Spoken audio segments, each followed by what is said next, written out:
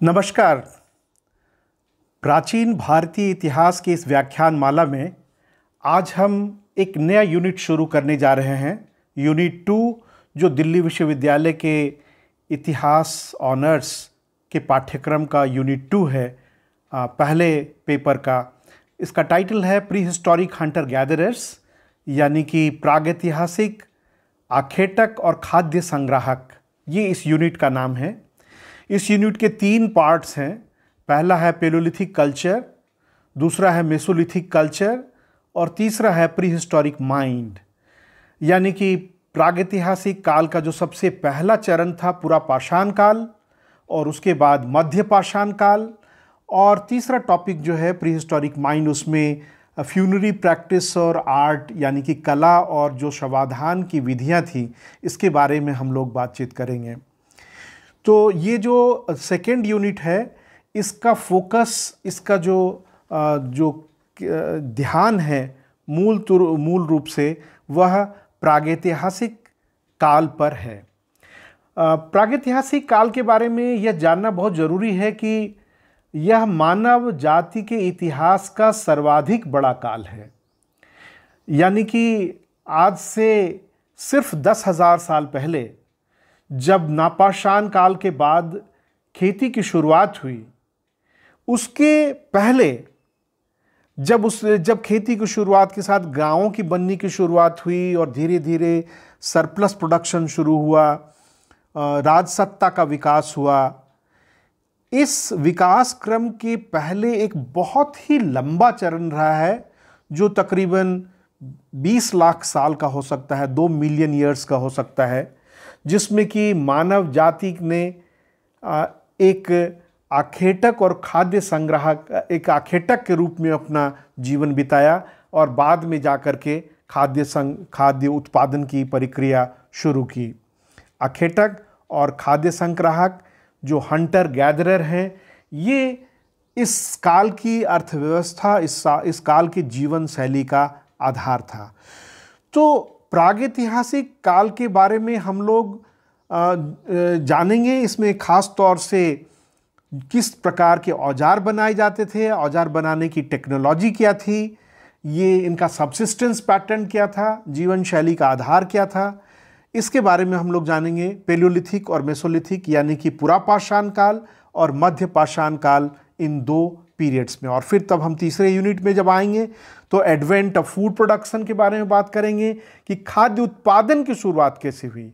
अभी तक खाद्य संग्रहण की बात कर रहे हैं, फिर इसके आगे हम लोग बात करेंगे खाद्य उत्पादन की।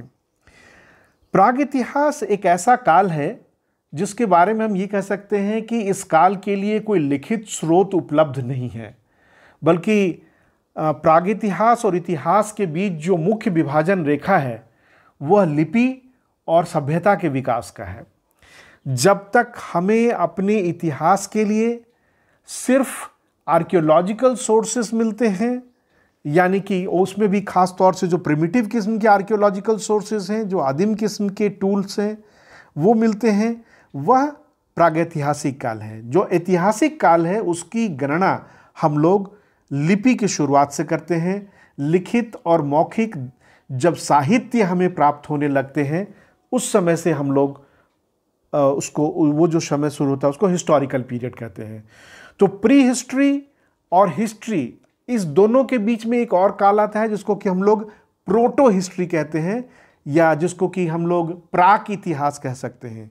प्राक इतिहास एक ऐसा काल है जिसके लिए लिपि मिली तो हो लेकिन उसे पढ़ा ना जा सका हो, या वह अभी इतिहास लेखन के लिए उपयोग ना किया जा सका हो।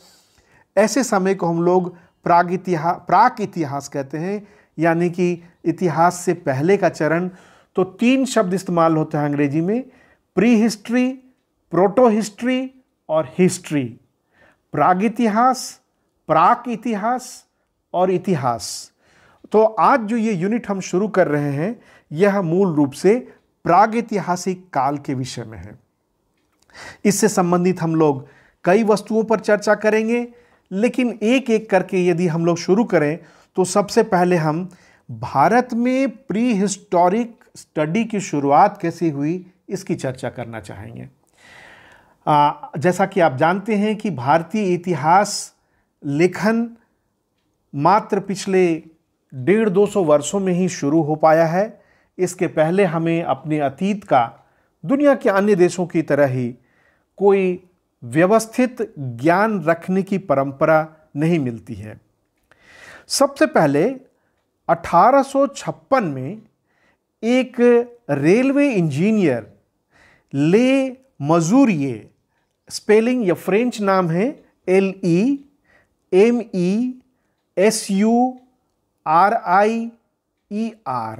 लेकिन इसका उच्चारण होता है ले मजूरिये। तो इन्होंने ये जो रेलवे इंजीनियर थे, ये सेंट्रल इंडिया में मध्य प्रदेश में कहीं काम कर रहे थे रेलवे निर्माण का, और वहाँ पर न्यागढ़ी गांव एक है, इंग्लिश में इसे एक भिन्न उच्चारण से लिखा था NYAGURHEE,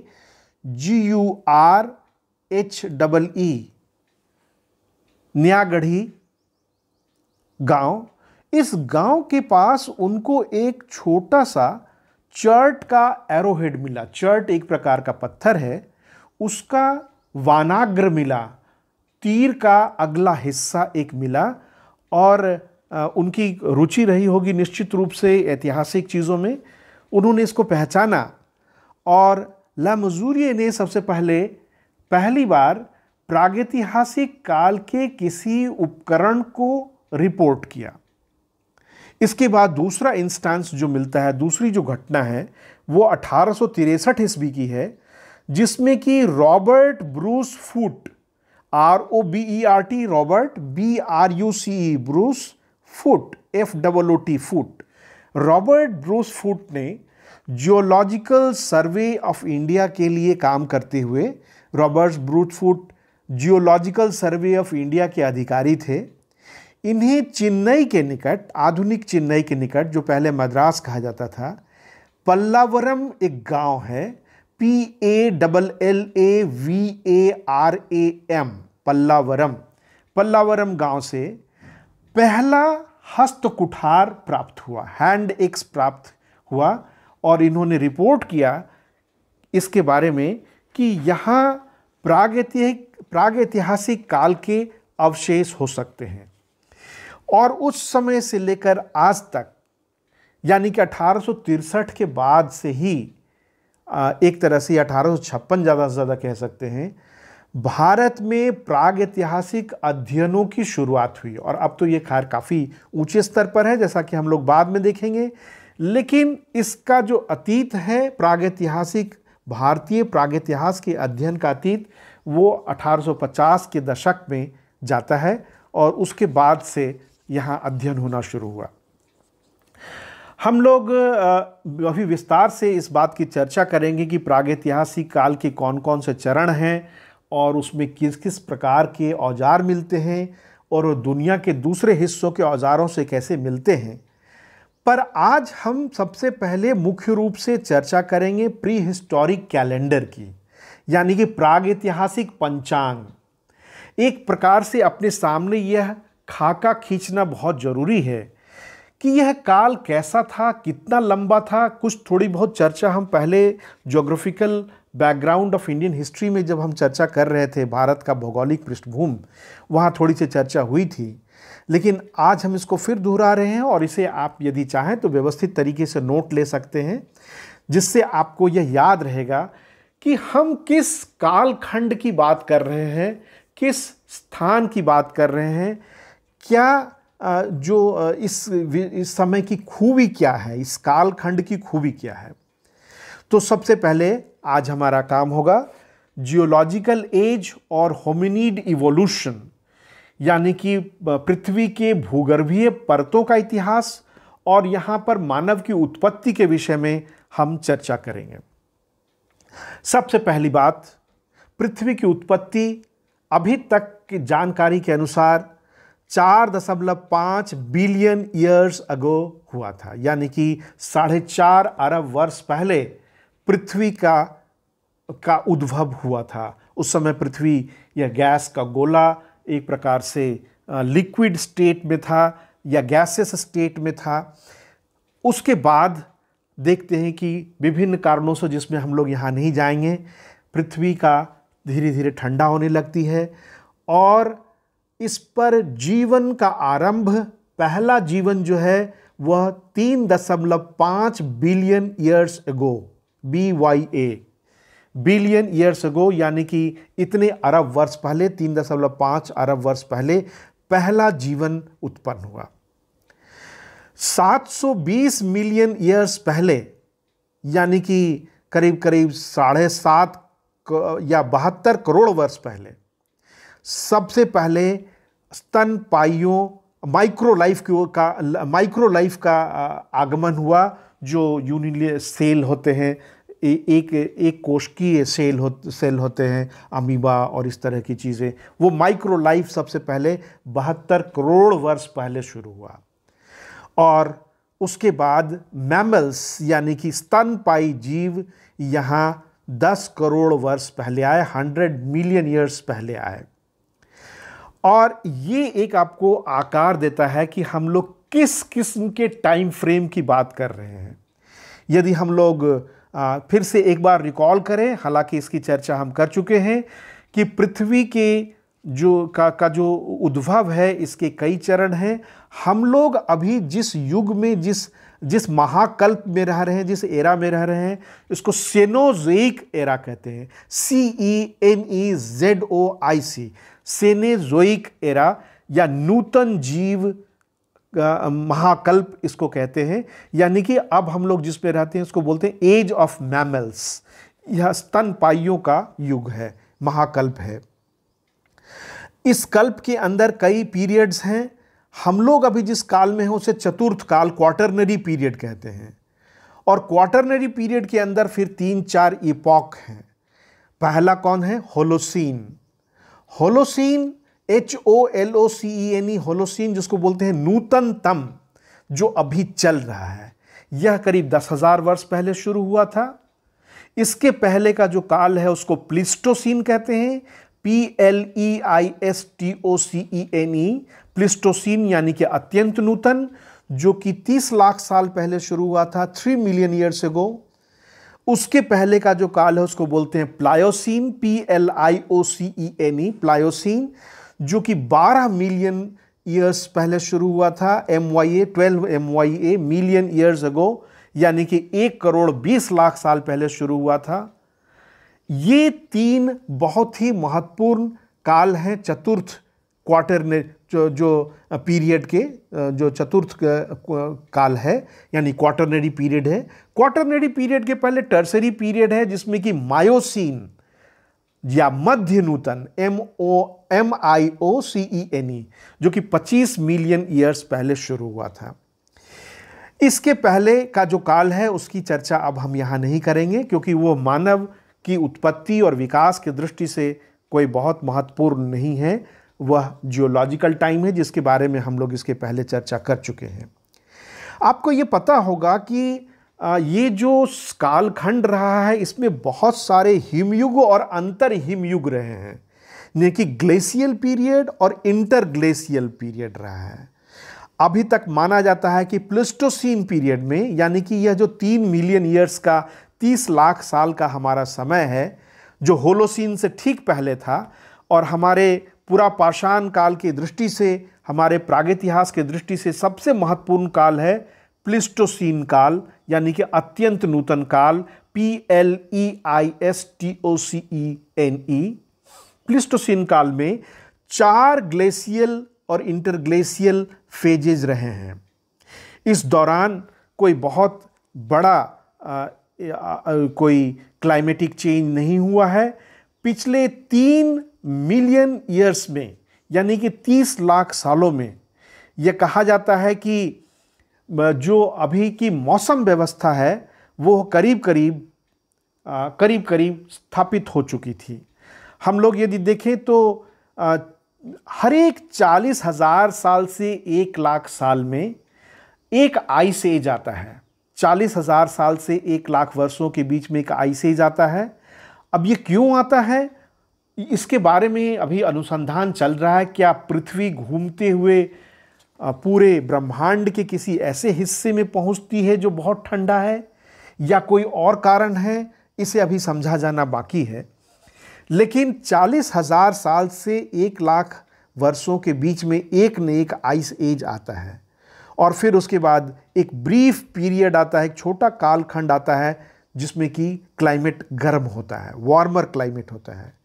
माना जा रहा है कि पिछले 8,00,000 वर्षों में करीब करीब 11 इंटरग्लेशियल पीरियड आए हैं, यानी कि अंतर हिमानी युग 8,00,000 वर्षों में 11 बार आए हैं। और अभी हम जिस समय में बात कर रहे हैं आपसे, यह समय इंटरग्लेशियल पीरियड है, यह अंतर हिमानी युग है। और कई विद्वान ये समझते हैं कि धीरे धीरे पृथ्वी अब ठंडी हो रही है, और हो सकता है, ऐसा भी हो सकता है कि हम अगले कुछ लाख सालों में या कुछ हज़ार सालों में हम लोग फिर से एक बार आइस एज में जाएंगे। पर वो अभी अनुमान के दायरे में है, इसके बारे में कोई ठोस अभी ज्ञान प्राप्त नहीं हुआ है। मैं एक बात फिर यहाँ पर जोर डाल के कहना चाहता हूँ कि आज जो मानसूनी व्यवस्था हम लोग देख रहे हैं, जो मौसमी हवाएं एक बार साल में आती हैं और अपने साथ बादल लेकर आती हैं और बारिश होती है, और फिर दूसरे मौसम में वो लौट करके चली जाती हैं अपने साथ बादलों को लेकर, फिर अगले साल आती हैं। ये जो पृथ्वी पर एक चक्र है बादलों का, मौसमी हवाओं का, जिसको कि मॉनसून रिजीम के नाम से जानते हैं, मॉनसून के नाम से जानते हैं, यह आज से तकरीबन 2 मिलियन ईयर्स पहले, यानी कि 20 लाख साल पहले इस प्रकार व्यवस्थित हुआ था, और तब से लेकर आज तक चल रहा है। कई बार हम लोग देखते हैं अति उत्साह में कई लोग बोलने लगते हैं कि एक साल यदि बारिश ठीक नहीं हुई तो बोलने लगते हैं कि यह ग्लोबल वार्मिंग का परिणाम है, या ये कहने लगते हैं कि वायुमंडल में बड़े पैमाने पर परिवर्तन हो रहे हैं।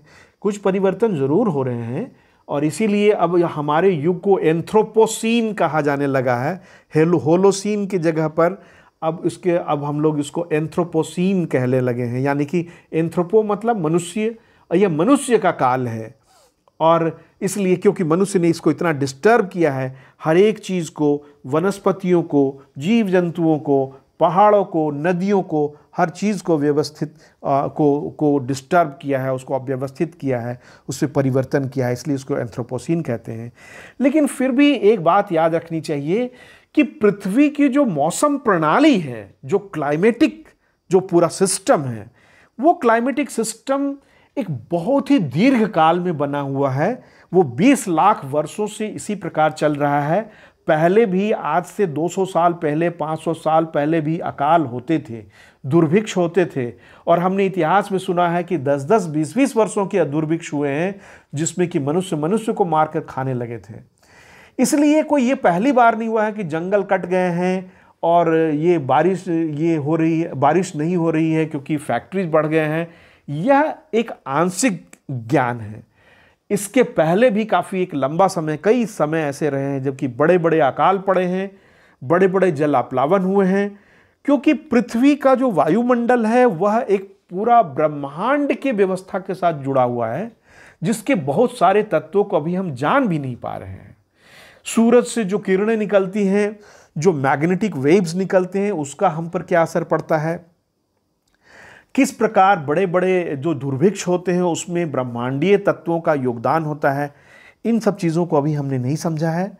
लेकिन मोटे तौर पर जो भूगर्भ विज्ञानी हैं और जो मौसम विज्ञानी हैं वो समझते हैं कि पिछले 30 लाख वर्षों में, 3 मिलियन ईयर्स में क्लाइमेटिक चेंज बड़े पैमाने पर नहीं हुए हैं। ये एक बहुत बड़ी बात है जिसको कि लोगों को याद रखनी चाहिए। आइए हम थोड़ी सी बात करते हैं कि आज जिस जगह पर भारत है, इस भारत भूमि का निर्माण किस प्रकार हुआ, इस भारत भूमि का कि पृथ्वी के विकास के साथ क्या यात्रा रही है। आप जानते हैं कि पृथ्वी धीरे धीरे 4.5 जो बिलियन ईयर्स, 4.5 अरब वर्ष पहले पृथ्वी की जब उत्पत्ति हुई, तो फिर 1 अरब वर्ष में करीब करीब यह ठंडा हुआ। 1 अरब वर्ष में आप समझ सकते हैं कितनी बड़ी कितना बड़ा कालखंड है। धीरे धीरे ठंडा हुआ और ठंडा होने के बाद एक चीज़ ये नज़र आती है कि इसका जो आयतन था वो बढ़ने लगा, वॉल्यूम बढ़ने लगा, एक्सपैंड करने लगा।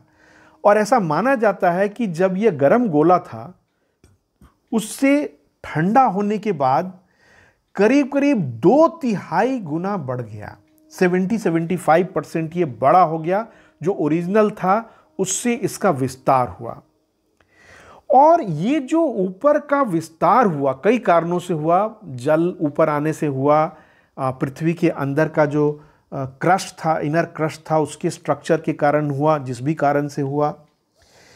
लेकिन इसका जो विस्तार है, जो आयतन था वो बढ़ने लगा। और करीब करीब 150 मिलियन ईयर्स पहले, यानी कि 15 करोड़ वर्ष पहले, एक ऐसी घटना हुई जिसने कि भारत के भूभाग को जन्म दिया। यह था कॉन्टिनेंटल ड्रिफ्ट।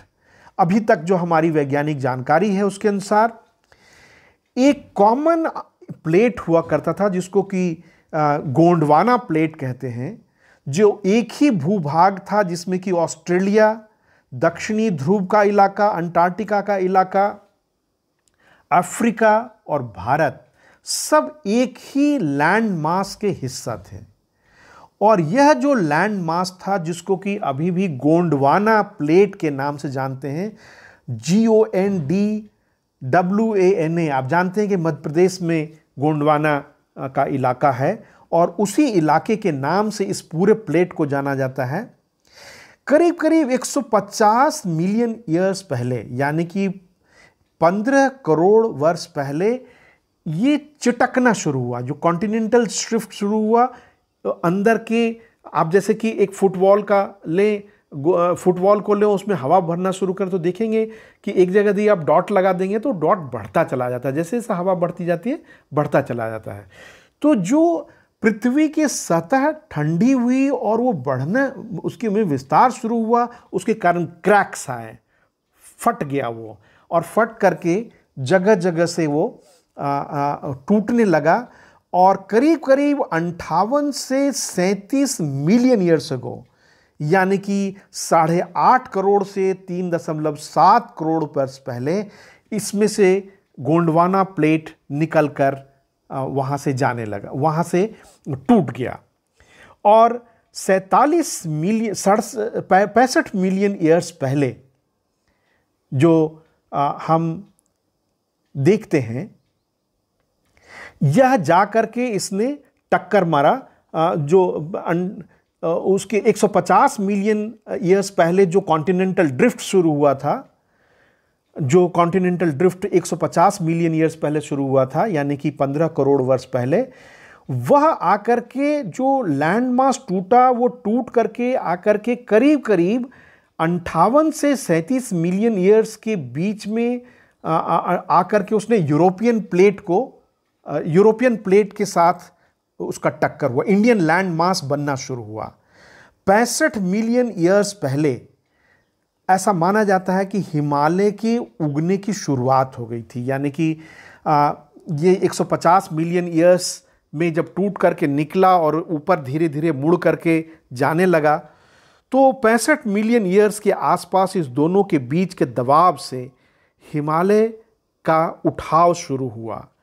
और नीचे का जो इलाका था, हिमालय के नीचे का इलाका, वो गोंडवाना प्लेट के रूप में व्यवस्थित होने लगा 58 से 37 मिलियन ईयर्स पहले।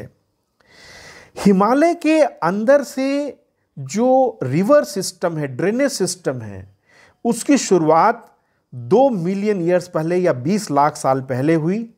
और जो शिवालिक फॉर्मेशन है, शिवालिक की पहाड़ियाँ जो हैं, वो उसके बाद 1 मिलियन ईयर्स पहले शुरू हुई थी।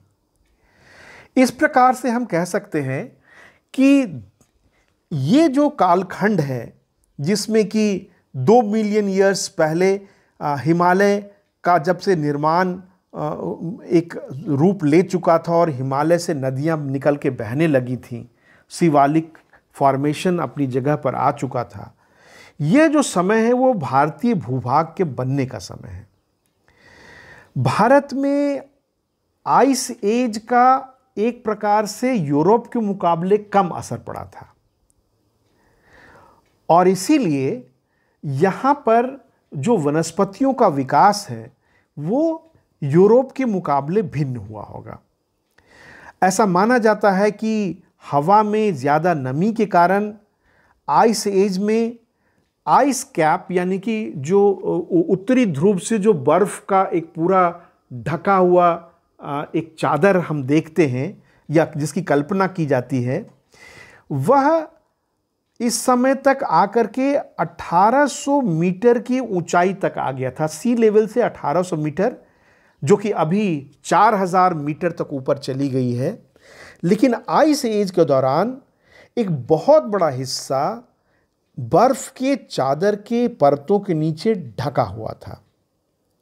लेटर प्लिस्टोसीन पीरियड में, जो प्लिस्टोसीन पीरियड का परवर्ती काल है, प्लिस्टोसीन के बारे में हमने आपको बताया कि होलोसीन के ठीक पहले के काल को हम लोग प्लिस्टोसीन काल कहते हैं। उस प्लिस्टोसीन काल में, जो कि 30 लाख वर्षों का रहा है, 3 मिलियन ईयर्स का रहा है, आज से 10,000 साल से पहले 30 लाख वर्षों तक जो युग था उसको प्लिस्टोसीन कहते हैं। इस प्लिस्टोसीन काल में जो आइस कैप था वह 1800 मीटर की ऊंचाई जल सतह से, समुद्र की सतह से 1800 मीटर की ऊंचाई तक आ चुका था। अब यह ऊपर जा चुका है, 4000 मीटर तक जा चुका है। यानी कि अभी जो बहुत सारे इलाके आप देखते हैं ज़मीन के रूप में, वो सब बर्फ़ के नीचे ढके हुए थे। और एक ख़ास बात यह है कि चूँकि बर्फ़ में बहुत सारा पानी लॉक्ड था, इसीलिए समुद्र तल की गहराई भी कम थी। लेट प्लिस्टोसीन पीरियड में आज का जो समुद्र तल है उसको, वो इससे करीब 150 मीटर नीचे था। आज जो समुद्र तल हम देख रहे हैं, ये समुद्र तल ऊपर आ गया है। यानी बहुत सारे इलाके पानी में अब डूब गए हैं और वो कम से कम 150 मीटर ऊंचा हुआ है सी लेवल। और इस 150 मीटर सी लेवल के ऊपर होने से श्रीलंका, जो कि भारत का जुड़ा हुआ हिस्सा था, जो एक लैंड ब्रिज से जुड़ा हुआ था, यानी कि एक पतला लिंक था जो कि भारत और श्रीलंका को जोड़ता था, और आज भी उसको हम लोग एडम्स ब्रिज या जिसको कि राम सेतु भी लोग कहते हैं, राम सेतु के नाम से जानते हैं, वह जो इलाका है यह सब ऊपर था। आज जो प्लिस्टोसीन पीरियड में चूंकि समुद्र का तल 150 मीटर नीचे था, इसीलिए यह जमीन दिखता था। इतना ही नहीं, अंडमान निकोबार का जो पूरा इलाका था वह एक लैंड था। अभी आप देखते हैं अंडमान निकोबार में सैकड़ों टापू बन गए हैं। जो सिर्फ ऊपर के इलाके हैं वही बच गए हैं, बाकी सैकड़ों टापू आपको वहां दिखाई देंगे, आइलैंड्स दिखाई देंगे। ये सब एक लैंड मास था।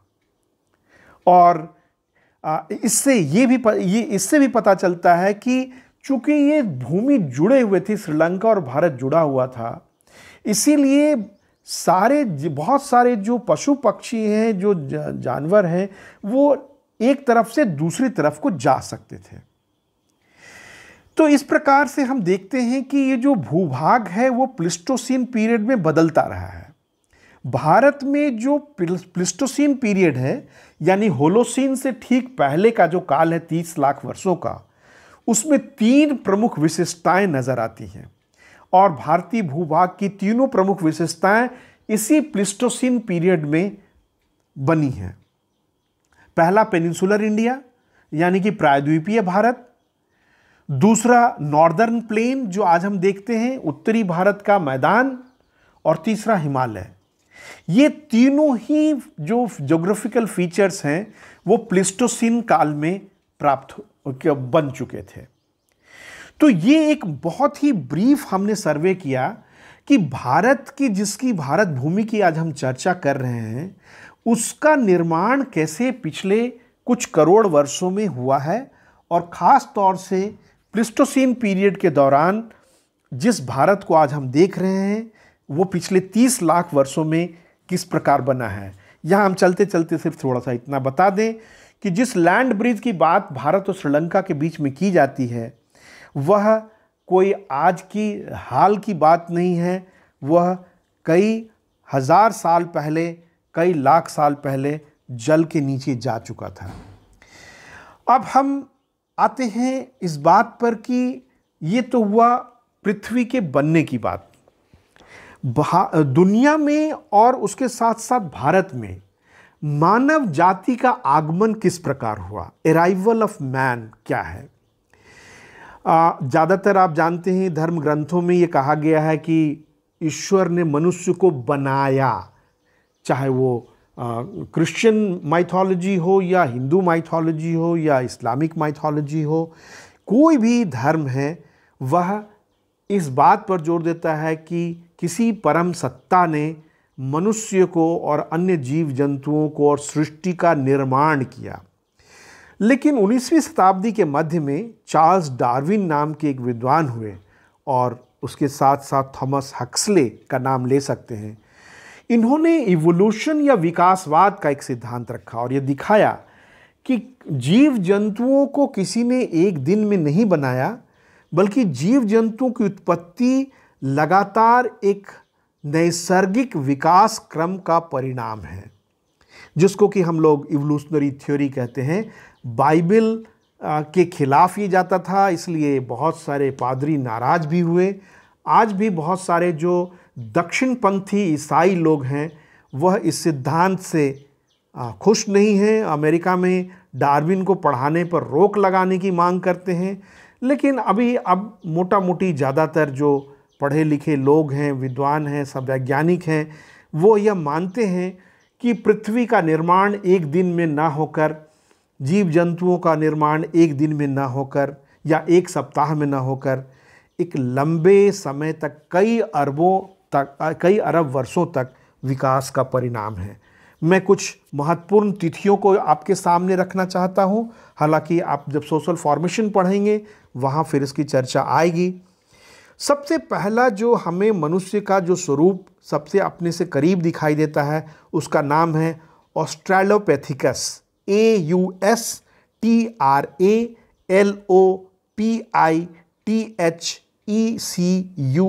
ऑस्ट्रेलोपैथिकस।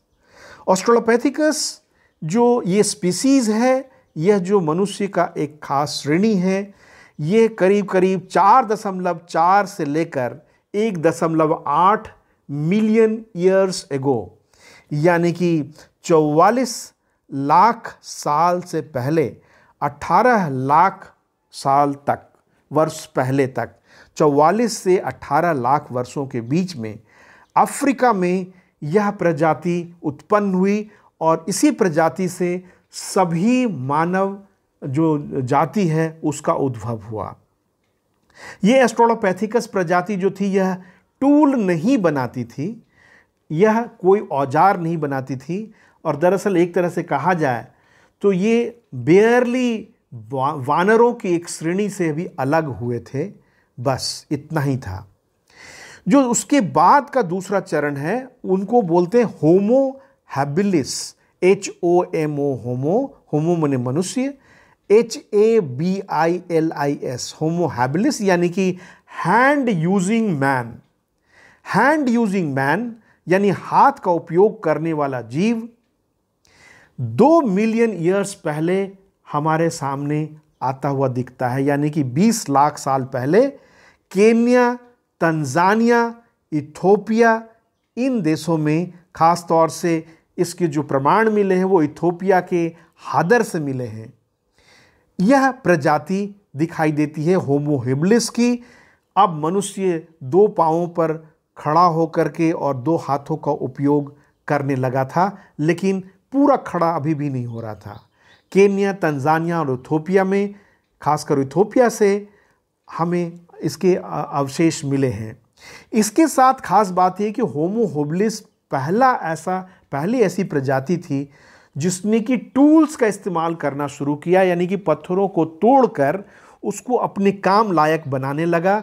यह बात है 2.5 मिलियन ईयर्स पहले की, 2.5 मिलियन ईयर्स अगो, यानी कि 25 लाख साल पहले।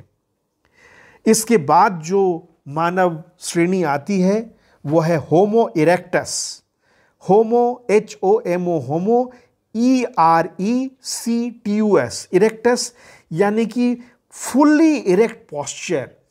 पहली बार आपको ऐसा मनुष्य दिखाई देता है जो कि खड़ा, सीधा खड़ा हो सकता है, जैसे कि आज हम लोग खड़े हैं।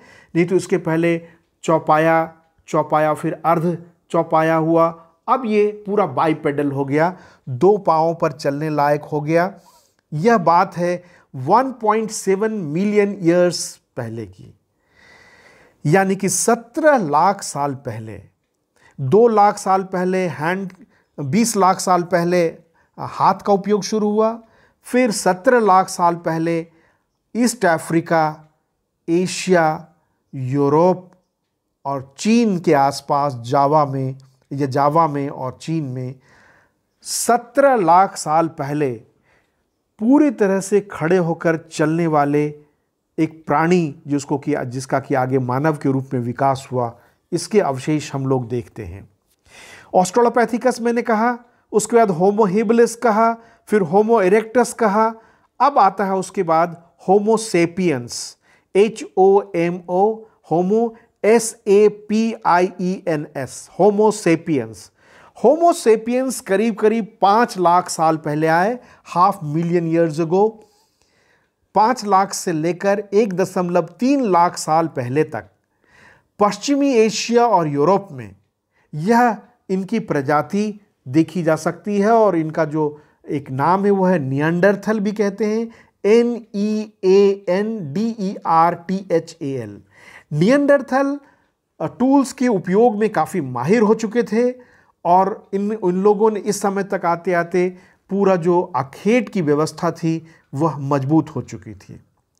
इसके बाद का जो समय है उसमें एक और स्पीसीज आती है, उसको बोलते हैं होमो सेपियंस सेपियंस, यानी कि 2 बार दोहराते हैं, HOMO होमो, SAPIENS सेपियंस, फिर SAPIENS होमो सेपियंस सेपियंस, जिसको कि अंग्रेजी में कहते हैं एनाटॉमिकली मॉडर्न मैन, या हम लोग हिंदी में कह सकते हैं शारीरिक रूप से आधुनिक मानव।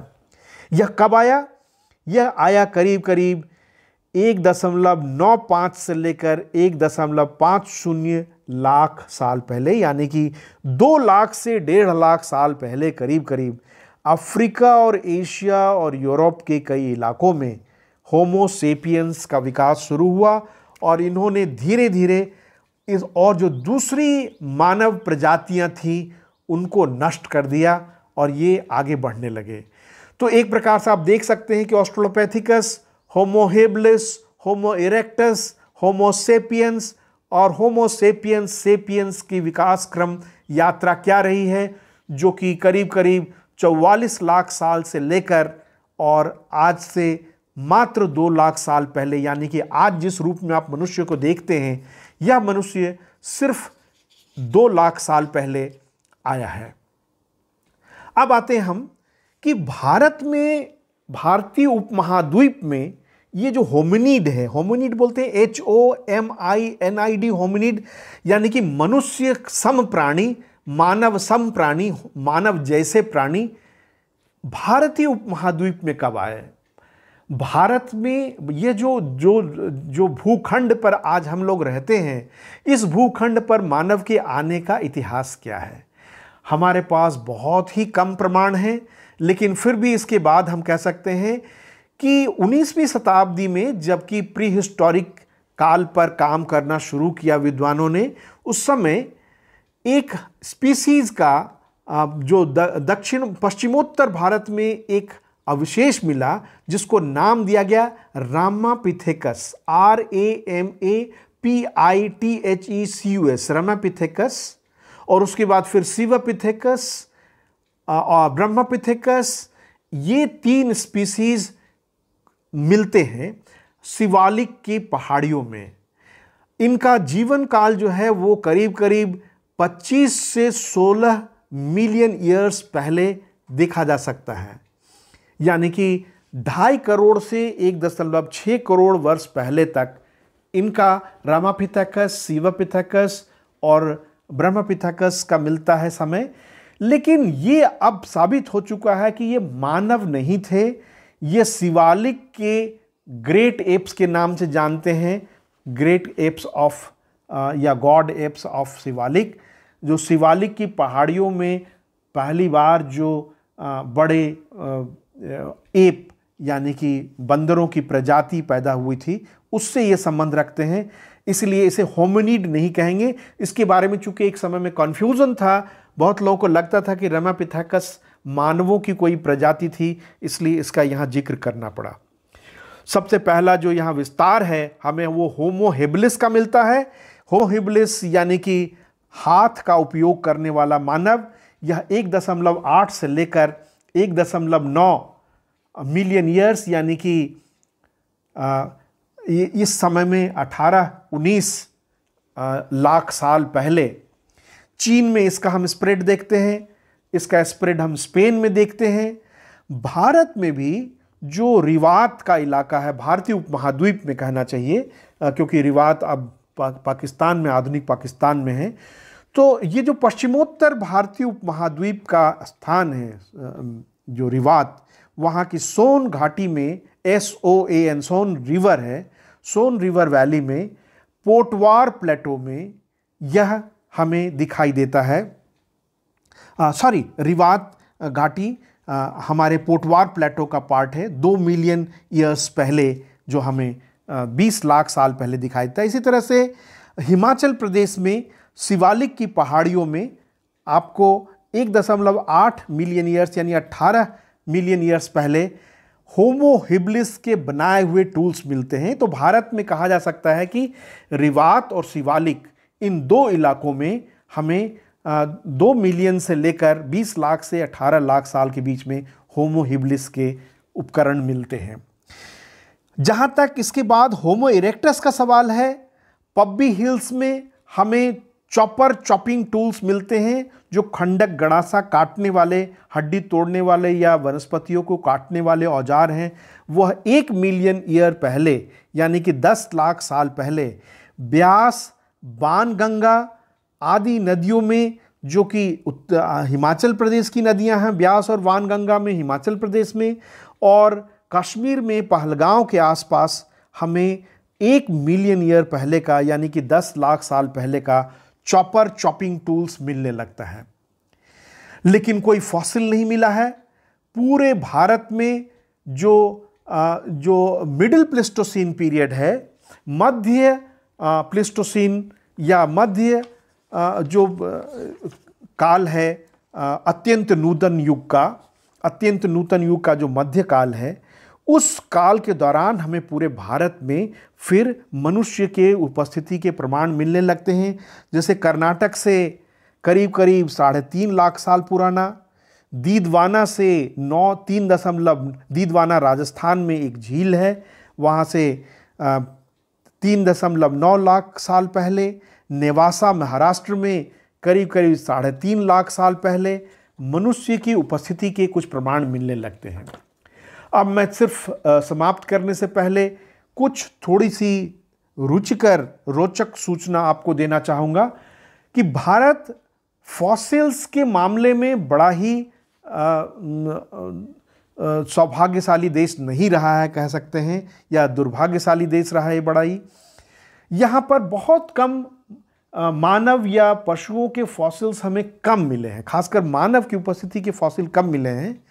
लेकिन 1982 में एक बहुत बड़ी सफलता मिली 1982 में, जबकि एक विद्वान, जियोलॉजिकल सर्वे ऑफ इंडिया के एक विद्वान अरुण सोनकिया को, अरुण SONAKIA, अरुण सोनकिया को ज्योग्राफिकल सर्वे की तरफ से रिसर्च करते हुए, ज्योग्राफिकल सर्वे ऑफ इंडिया की तरफ से रिसर्च करते हुए नर्मदा नदी के उत्तरी तट पर हथनोरा नाम के गांव में, HATHNORA,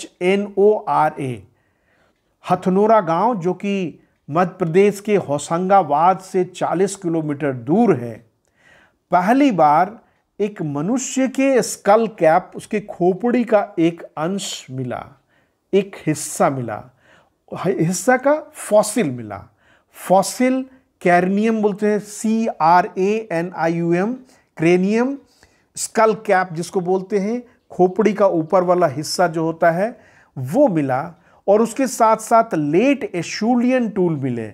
एशूल काल आपको हम आगे बताएंगे कि एशूल फ्रांस में एक जगह है जिसके नाम पर इस काल के उपकरणों को एशूलियन टूल्स बोलते हैं। ऐसा लगता है कि ये क्रेनियम, ये जो कपाल था वह एक महिला का था जो कि करीब करीब 30 वर्षों की थी। यह अपने आप में एडवांस होमो इरेक्टस स्पीसीज को सूचित करता है। होमो इरेक्टस का ही एक एडवांस स्टेज था। इसके स्कल साइज से पता चलता है कि इसका ब्रेन का जो टोटल वॉल्यूम होगा वो करीब करीब 1155 से 1421 के बीच में होगा। इतना सीसी, 1155 से 1421 सीसी के बीच होगा। और इस मनुष्य को चूंकि नर्मदा के तट पर पाया गया इसलिए इसका नाम दिया गया होमो इरेक्टस नर्मदेंसिस, HOMOERECTUS, होमो इरेक्टस NARMADENSIS, नर्मदेंसिस। इसकी तिथि जो बहुत महत्वपूर्ण है और याद रखिएगा 5 लाख साल पूर्व की बताई गई है।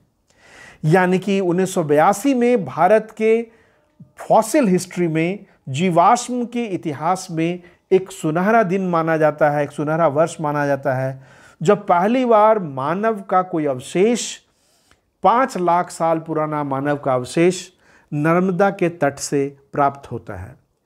1983 और 1992 के बीच में आर्थ्रोपोलॉजिकल सर्वे ऑफ इंडिया ने इस इलाके का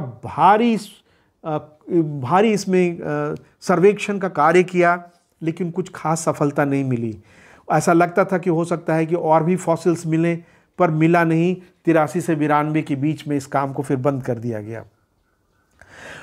1997 में 97 में AR संख्यम, SANKHYAN संख्यन, AR संख्यन ने हथनोरा से, उसी क्षेत्र से एक और होमिनिड कॉलर बोन प्राप्त किया जो गले की हड्डी होती है। गले के हड्डी के पास जो ये कॉलर बोन जिसको बोलते हैं वह मिला। और उसकी तिथि 0.5 मिलियन से लेकर 0.2 मिलियन ईयर्स पहले माना गया। यानी कि उसी प्रकार से करीब 5 लाख वर्ष से 2 लाख वर्ष पूर्व का माना गया। और कई लोगों का ये मानना है कि यह भी जो अवशेष है वो हथनोरा से जो पहले अरुण सोनकिया को मिला था उसी व्यक्ति के अवशेष का कोई हिस्सा है, उसी महिला के अवशेष का हिस्सा है, पर उसके अलावा और कुछ नहीं मिला।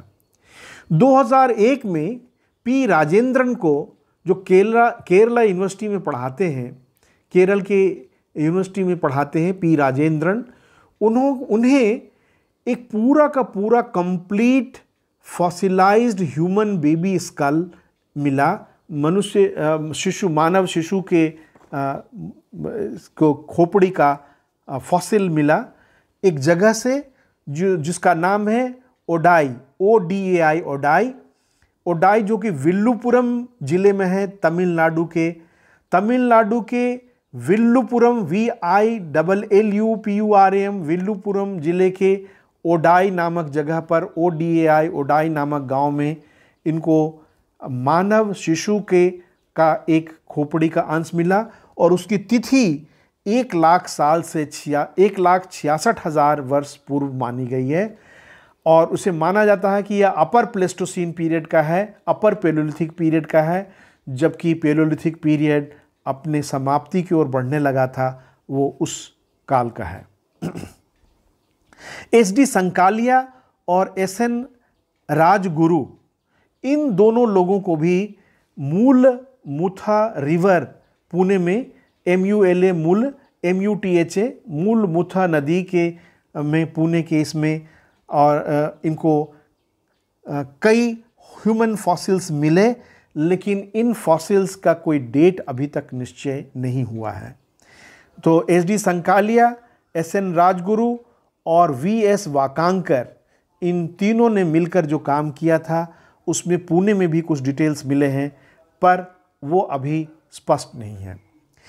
मैं यहाँ एक बार आखिर में दोहराना चाहूँगा कि इस प्रकार भारतीय उपमहाद्वीप में मनुष्य के आने की जो शुरुआत है वो होमो हिबिलिस के लेवल पर 18-19 लाख वर्ष पहले शुरू होती है, या 2 लाख साल पहले रिवात में, पोटवार प्लेटो में, कश्मीर के पोटवार प्लेटो में, रिवात में, और हिमाचल प्रदेश के शिवालिक में यहाँ से शुरू होती है 2 लाख 18 लाख साल 20 लाख 18-20 लाख साल पहले। और फिर उसके बाद होमो इरेक्टस जो है वो हिमाचल प्रदेश और कश्मीर के कुछ हिस्सों में दिखाई देते हैं, जो कि 10 लाख साल पहले के हैं। और उसके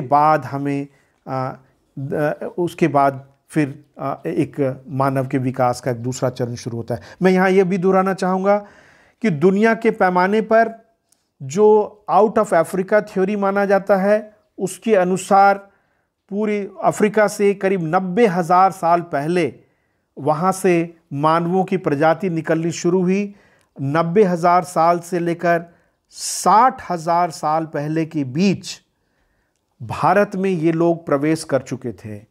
मैं फिर से दोहराना चाहता हूँ कि 90 लाख साल से 60,000 साल पहले जो समय है, ये 30,000 वर्षों का, उसमें इंडियन सब कॉन्टिनेंट में, भारतीय उपमहाद्वीप में मानव प्रजाति के फैलने की शुरुआत हुई।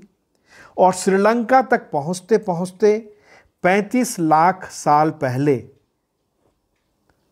35,000 साल पहले, 60,000 साल पहले तक ये भारत के सभी हिस्सों में पहुंच चुके थे। और करीब करीब 35,000 साल पहले ये श्रीलंका पहुंच चुके थे।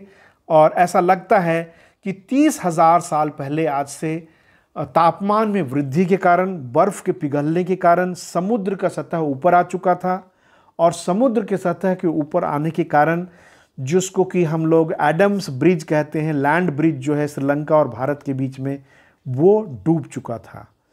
यानी कि राम सेतु जिसको कि हम लोग कई बार बुलाते हैं, वह सेतु एक नेचुरल फॉर्मेशन है, एक ऐसा प्राकृतिक निर्मिति है जो कि 30,000 साल पहले तक था जाने आने लायक, लेकिन उसके बाद वो पानी के नीचे डूब गया। और उसके पहले जो श्रीलंका में लोग पहुंच चुके थे, मानव की यह प्रजाति जो है वो श्रीलंका तक पहुंच चुकी थी। तो भारत के संदर्भ में मनुष्य की गतिविधि का जो सबसे शुरुआत का जो सबसे महत्वपूर्ण चरण है, वो 90 लाख साल से लेकर 60 लाख साल के बीच में हम देख सकते हैं। और यह एक महत्वपूर्ण चीज़ है। आज हम यहीं तक रुकते हैं। आज हमने प्री हिस्टोरिक कैलेंडर के बारे में भी बातचीत की, एक प्रागैतिहासिक पंचांग, और उसके साथ साथ जियोलॉजिकल इवोल्यूशन और होमोनिड इवोल्यूशन की बात की कि इस भूभाग का किस प्रकार विकास हुआ और कैसे इस भूभाग पर मनुष्य का विकास कैसे कैसे हुआ, इसकी आज हमने चर्चा की। थोड़ा तकनीकी रूप से थोड़ा सा ज़्यादा फैक्चुअल है। इसको आप सावधानीपूर्वक यदि नोट करते रहें, आप लेक्चर को फिर से सुन सकते हैं और उसमें अपने नोट्स ले सकते हैं। ज़रूर अपने नोट्स को कागज़ पर व्यवस्थित कीजिए। मैंने पहले ही लेक्चर में ये कहा था कि आप यदि इसको सुनते समय एक नोटबुक और पेन अपने पास रखें तो आपको बहुत सुविधा होगी। यूनिट 1 यूनिट 2 के पहले लेक्चर में आज हम यही समाप्त करते हैं। हम अपनी अगली क्लास में हम लोग पेलियोलिथिक युग के विकास यानी कि पुरा पाषाण काल के विकास की कहानी बात करेंगे। धन्यवाद।